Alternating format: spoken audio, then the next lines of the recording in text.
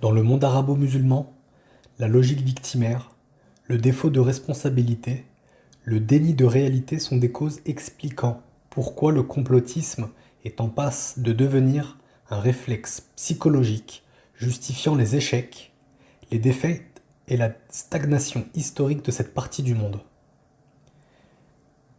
mais aussi une école d'interprétation des événements politiques que vit cette région.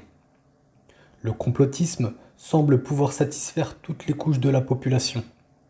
Les gouvernants, directement, pour se déresponsabiliser, et les gouvernés pour se rassurer dans le conformisme passif. Le complotisme et sa logique commençant à faire dangereusement partie de la conscience commune, nombreux sont les groupes et partis qui deviennent sensibles à ce genre d'argumentation dans les débats politiques, religieux et sociétaux, afin de convaincre leurs auditoires. Traditionnellement, tous les partisans des idéologies séculières dans le monde arabe, entre parenthèses, en particulier dans le nationalisme et le socialisme arabe, ont été et sont naturellement favorables, voire même conditionnés, à adopter la pensée complotiste depuis l'ère des indépendances. Mais à l'heure actuelle, même les tendances traditionnellement liées à ce que l'Occident nomme l'islam politique subissent elles aussi cette influence désastreuse. Certaines sensibilités qui se prévalent du puritanisme de l'orthodoxie sunnite et qui se désintéressent des questions politiques n'y échappent pas non plus.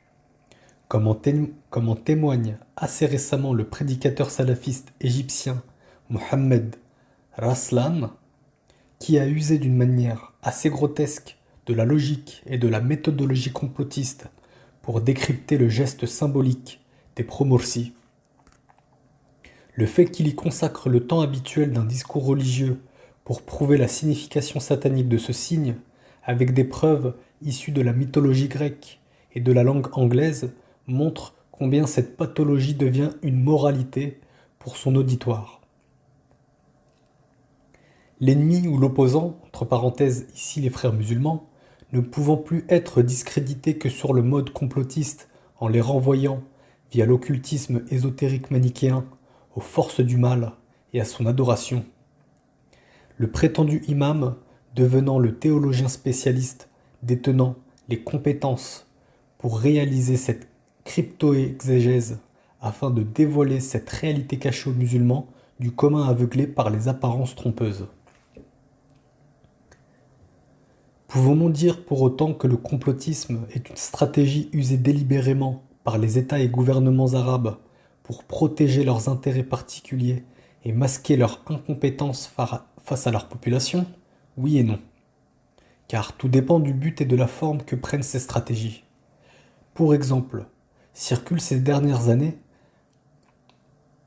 dans le monde arabe, la théorie du complot iranien et son projet safavide.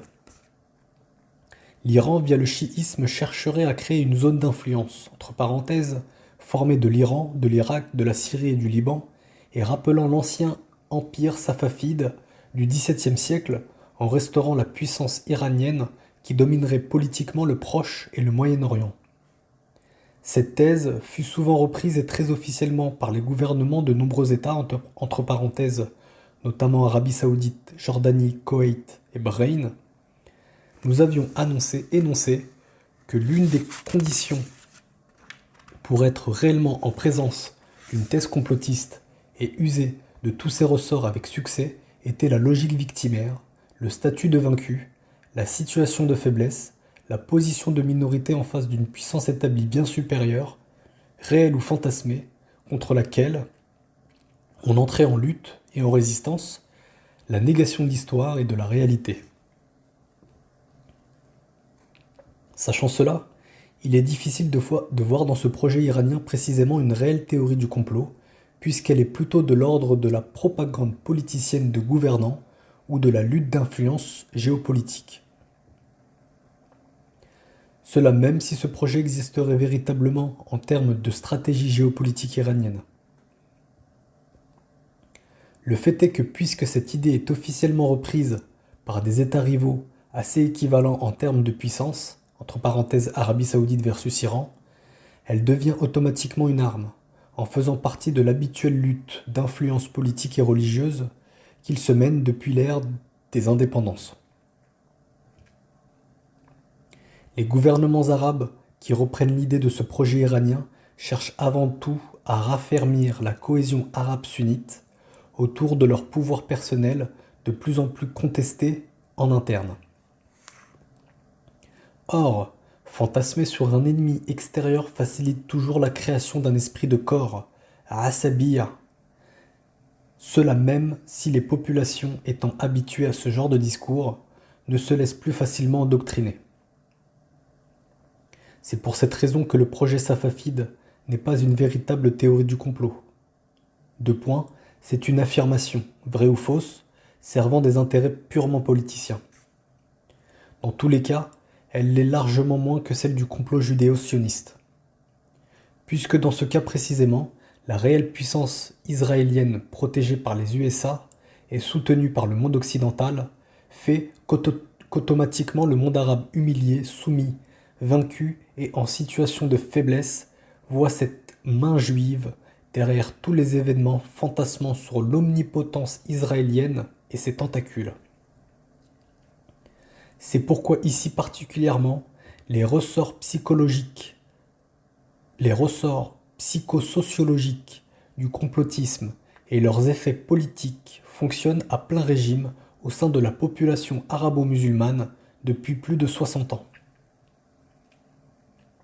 Pour défendre ce statu quo, l'immobilisme, certains régimes arabes comme leurs partisans n'hésitent pas à user de la rhétorique conspirationniste pour discréditer tout mouvement de contestation politique qui irait à l'encontre de leur pouvoir.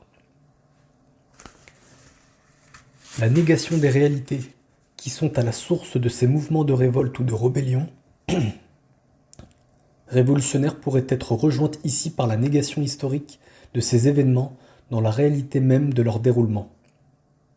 Pour ces hommes de pouvoir, des mains complotrices issues de l'étranger deviennent fatalement le moteur de leur propre histoire, laquelle n'a plus aucune existence autonome.